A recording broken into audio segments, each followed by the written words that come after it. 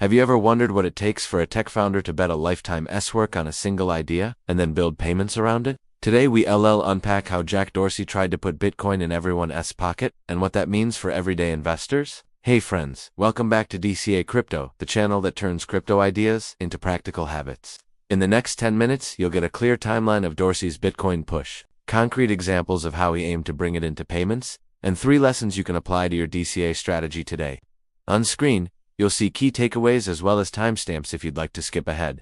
And finally, we'll have actionable steps you can use, starting today. If that sounds good, let's dive in.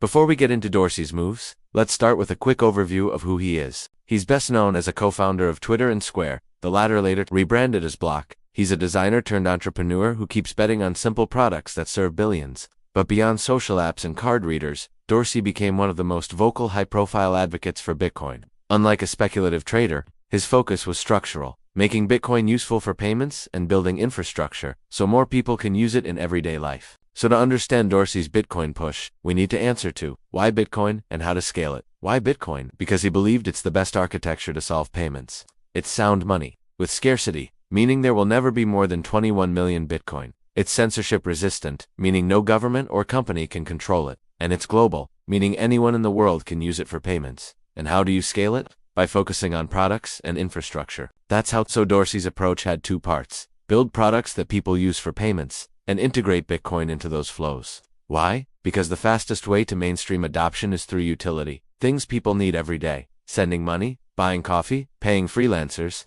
In other words, think of the product side as on-ramps, and the protocol side as the infrastructure or rails. Let's walk through each in turn. On the product side, payments, apps and hardware act like on-ramps. These are apps and devices that people already use for their daily transactions. Imagine Venmo or Zelle or your favorite e-commerce site. Adding Bitcoin as an option to these flows enables people to buy, hold, and spend Bitcoin in their everyday lives.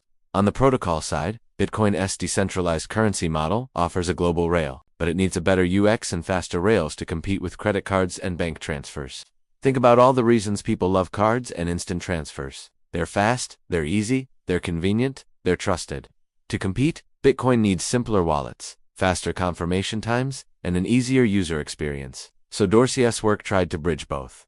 Use popular payment products to give people simple ways to buy and hold Bitcoin, and invest in tools that make Bitcoin more developer-friendly and accessible. Now let's walk through some concrete moves Dorsey made to achieve this vision. First, we'll cover Square and Cash App, then we'll talk about his investments and influence. And finally, we'll discuss his direct involvement with the Bitcoin protocol. On the product side, Dorsey invested heavily in Square and Cash App, which together process over $100 billion annually. Both were natural on-ramps for Bitcoin because they already served millions of consumers and merchants. In fact, in 2017, Square integrated Bitcoin purchases directly into its point-of-sale devices, giving merchants a choice to accept Bitcoin. And by 2018, Cash App enabled peer-to-peer Bitcoin purchases. To give you a sense of scale, Cash App has about 40 million monthly active users, 75% of whom are considered financially under. Just to be clear, none of this is financial advice. I'm only explaining what Dorsey did.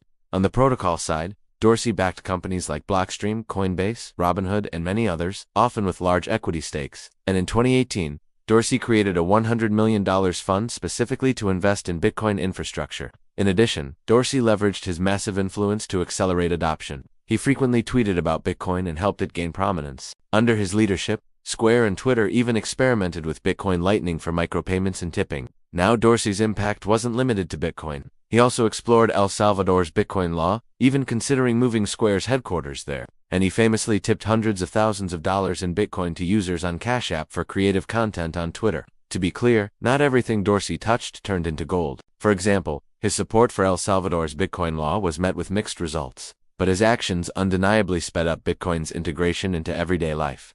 As you've probably noticed, there's still a lot of friction involved in using Bitcoin.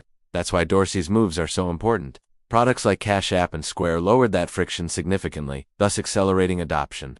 Now here are 3 reasons why this matters for everyday investors. First, adoption pathways matter. Infrastructure and product integrations lower friction, and lower friction invites more participants.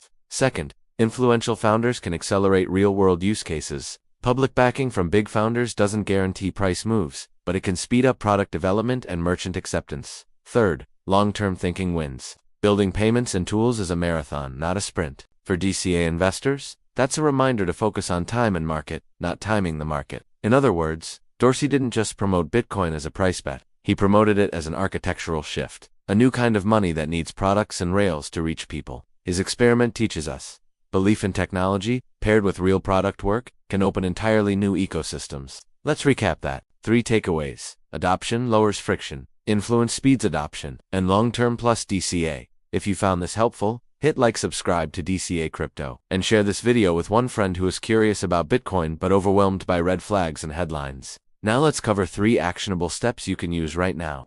First, set up a simple DCA plan to buy Bitcoin weekly or monthly. Keep the process automatic. Treat it like a subscription. Second, prioritize custody that fits your goals. If you want to use Bitcoin for payments, choose a wallet that supports spending. If you want self-custody, learn the basics slowly. Third, follow product adoption. Use apps that make Bitcoin easier to access. Adoption begets network effects. Hopefully this gives you a framework for approaching Bitcoin. Next week, we'll go deeper on how to set up your first automated Bitcoin DCA. Don't miss it. If you enjoyed this, check out our most popular video, 7 Crypto Habits for Beginners. It's a great introduction to the space. Thank you guys for watching. We hope you enjoyed this video. We really hope that you've learned something, and most of all, we hope to see you in our next video.